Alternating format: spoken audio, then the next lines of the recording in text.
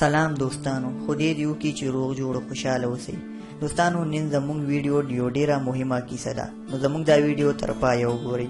د ویډیو شروع کېدو نه مخکې که تاسو زموږ چینل سبسکرایب کړی نه وي نو زموږ چینل سبسکرایب کړئ او په خوا کې ورسره د ټلۍ نشان هم ووهئ چې زموږ راتلونکي ویډیو ټول نه مخکې تاسو ته در ورسي. دوستانو، یو ورځ یو بوډۍ سلطان محمود غزنوي لراغه او ورته وفرمایل چې زما په کور کې یو ځوانه جینۍ ده او ستا یو ورواره د شپې راځي او د دې نه مخکې درته زه نور څه نشم ویلی. سلطان محمود غزنوي ورته وفرمایل چې ځه ته کور ته لاړه شه او چې بیا کله هغه راشي نو بیا زما دربار ته راشه. همدغه رنګې یو څو ورځې تېرې شوې. د هغې نه پس همدغه رنګې د شپې هغه کس راغو او د بوډۍ کور ته د هغې لور پسې. د بوډۍ غلی شانتې راغه او سلطان محمود غزنوي ته وفرمایل چې راشه ستا ورواره بیا راغی دی. سلطان محمود غزنوي توره راواغسته او بوډۍ سره روان شو. چې کله کور ته ورسېدو نو بوډۍ ته وفرمایل چې دا چراغ بند که او د هغه ظالم نه سر قلم کو. چې سر اتنا قلم کو بیا یې بوډۍ ته وویلې چې چراغ ولګو او اوبه راکه او الحمدلله یې وویل او اوبه وڅښلې. چې کله اوبه وڅښلې نو دې بوډۍ ورته وفرمایل چې تا دا درې کارونه ډېر عجیبه غونته کې وکړل، دا ته ماته ووایه چې دا تا ولې وکړل. هغه ورته ویل څه کارونه؟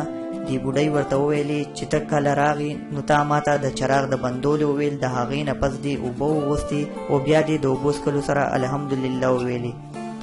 محمود غزنوي ورته ویل چې نه، دا زما د راز خبره ده، خو هغه بوډۍ ورسره ډېر زیات ضد وکړو. محمود غزنوي ورته وفرمایل چې کله زه راغمه نو ما ویل چې هسې نه چې زه خپل ورواره وګورم او زما زړه نرم شي چې نه دا خو زما ورواره دی او زه یې قتل نه کړم. ما ځکه دا چراغ بند کړو چې دې ظالم ته انصاف میلو شي. دې نه پس چې تا کله دوباره چراغ ولګولو نو چې ما وکتل نو هغه زما ورواره نه و او ما ځکه الحمدلله وویلې او اوبه مې وڅښلې او د الله تعالی شکر مې ادا کو چې یا الله ستا لاک لاک شکر دی چې تا زموږ په خاندان کې دارنګې ذلیله کس نه دی پیدا کړی او اوبه مې ځکه وڅښلې چې کمې ورځې نه تا ماته ویلي وو چې همدغه رنګې چې زما کور ته ستا ورواره راځي نو د هغې ورځ نه ما نه روټۍ خوړلې وه او نه مې اوبه څښلې دي. نو همدغه وجه وه چې ما دا درې کارونه وکړل. نو هغه بوډۍ ډېره زیاته خوشحاله شوه او محمود غزنوي هم ډېر زیات خوشحاله شو چې دا زما ورواره نه دی.